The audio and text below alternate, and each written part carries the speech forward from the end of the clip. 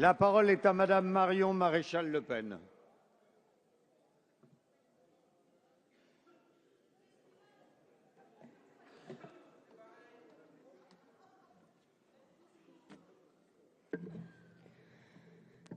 Monsieur le Président, Madame le Ministre, chers collègues, permettez-moi de m'émanciper du débat de fond technique largement développé ces dernières semaines pour m'intéresser un petit peu à ce qui s'est passé hors de ces murs et qui n'en est pas moins instructif. Votre gouvernement a utilisé les méthodes les plus contestables, pour ne pas dire inquiétantes, pour minimiser et briser la vaste mobilisation populaire contre le mariage et l'adoption homosexuelle. Publication de chiffres falsifiés, propagande antifasciste, répression lors de manifestations et prisonniers politiques. Je pèse mes mots. Je pèse mes mots. Il y a encore quelques jours, 67 personnes, essentiellement des jeunes, ont été retenues 17 heures en garde à vue pour avoir manifesté silencieusement et pacifiquement sur la place du Palais Bourbon, quand des groupes de clandestins toutes les semaines manifestent régulièrement sans jamais être inquiétés, quand les Femen ne souffrent que de simples contrôles d'identité, malgré l'agressivité verbale et visuelle dont elles font preuve, quand les casseurs syndicalistes de gauche se voient offrir l'amnistie. Je rapporte les multiples témoignages de manifestants avoir vu des policiers en civil ayant ordre de provoquer des bagarres au sein des rassemblements pour créer le dérapage. J'invente? Petit rappel, le 29 octobre 2010, vos amis de Mediapart écrivaient « L'infiltration de nombreux policiers dans les manifestations actuelles en civil et parfois déguisés en syndicalistes est un fait. Comme quoi les bonnes vieilles méthodes ont la vie dure au-delà des partis. Vous usez sciemment de la stratégie de la tension, le but étant que l'opinion publique se retourne contre les manifestants. Mais tout ce que vous allez réussir à provoquer avec vos barbouzes, c'est un désastre dont vous porterez seul la responsabilité. Le ministre de l'Intérieur, M. Valls, peut se prendre pour Jules Mock. S'il vous plaît, allez. Nous faire le remake des grèves insurrectionnelles de 47 dans sa cuisine. Il n'en demeure pas moins que vous vous trompez de combat et d'époque. Pour décrédibiliser l'adversaire et briser la contestation, vous parlez de fascisme, d'extrême droite, de radicalisation, de violence, d'homophobie. Mais enfin, de quoi parle-t-on? De qui parlez-vous? De foules immenses, composées de familles qui chaque fois ont manifesté pacifiquement dans la rue, sans rien dégrader, de rassemblements spontanés où sont scandés des slogans bon enfant, de camping, de pique-nique, d'affiches symboliquement collées sur les vitrines du local de l'inter-LGBT, interlocuteur privilégié du gouvernement dans le cadre de l'élaboration du projet de loi. Est-ce donc cela, les monstrueux actes homophobes dont vous parlez? Je ne rentrerai pas dans ce jeu et je ne me désolidariserai pas de ce mouvement, car je sais trop combien la vocation des bons sentiments, de l'émotion et de la lutte contre les extrêmes cache l'inquiétude des gouvernements et leur manque d'arguments politiques face aux revendications du peuple. Vous qui dénoncez sans cesse l'amalgame, vous vous y prêtez de façon grossière, en vous focalisant sur la participation épisodique de groupuscules dérisoires, ne représentant rien ni personne, et que tout le monde s'accorde à dénoncer.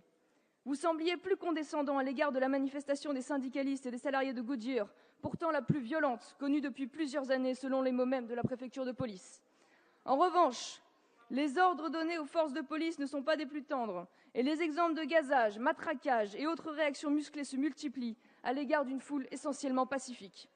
Votre paranoïa atteint des sommets, et quand bien même certains feraient bêtement, je dois l'admettre, de l'esbrouf verbal, je ne crois ni au sang, ni à la guerre civile, pour la bonne raison que ces collectifs sont composés du peuple de France, de celui qui se lève tôt, qui travaille, qui paye ses impôts et qui respecte la loi, de cette jeunesse dont parlait M. Le Fur, qui laisse sa place aux personnes âgées dans le métro, et dans laquelle je me reconnais.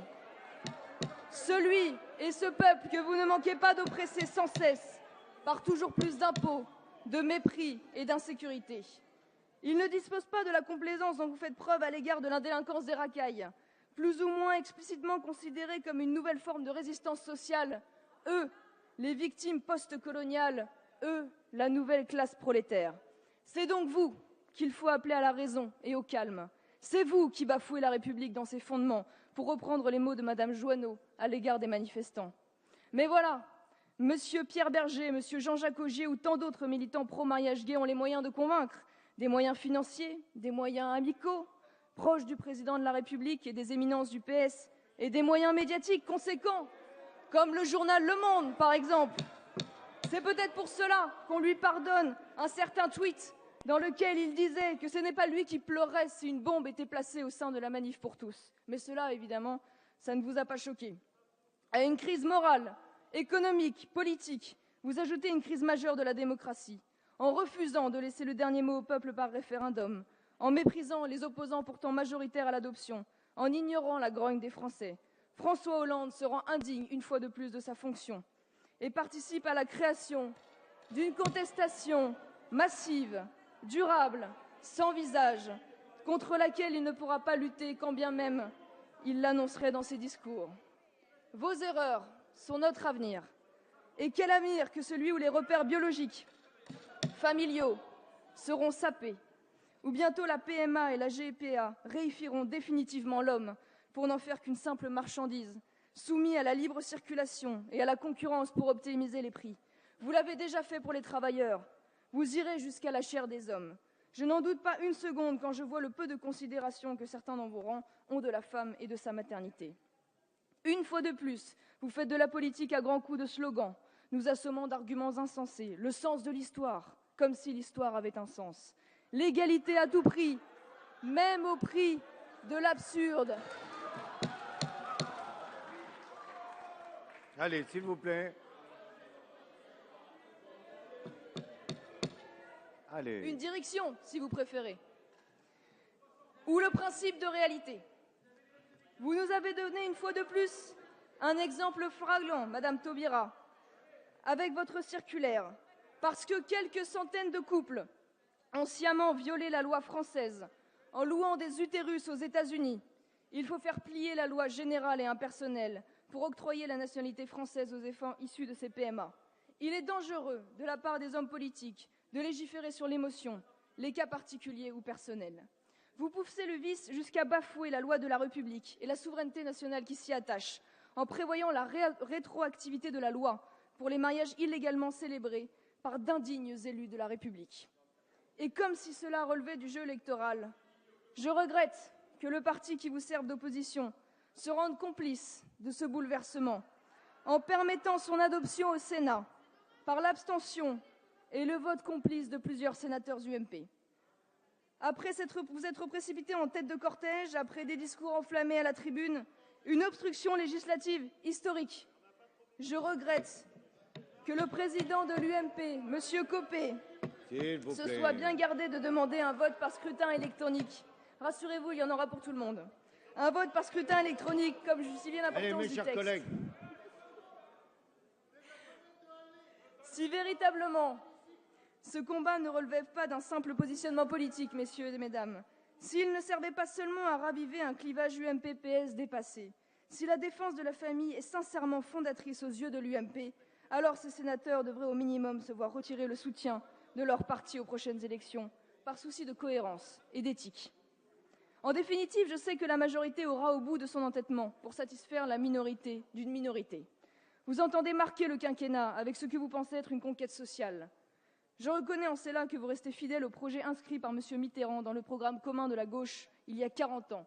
Prendre le pouvoir, mais aussi, et surtout, rendre l'expérience socialiste irréversible. Les taux de TVA peuvent se changer au gré des lois de finances, pas les révolutions sociétales. Je salue en cela l'engagement de Marine Le Pen d'abroger cette loi une fois au pouvoir. Oh, ça pourrait arriver plus vite que prévu. Je retiendrai donc autre chose de ce débat.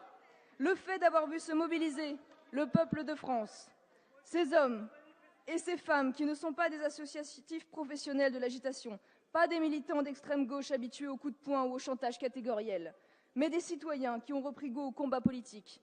Cette France-là s'est réveillée, elle a pris conscience qu'elle peut aussi se mobiliser, se faire entendre, et surtout que la majorité qui en a assez d'être silencieuse, c'est elle.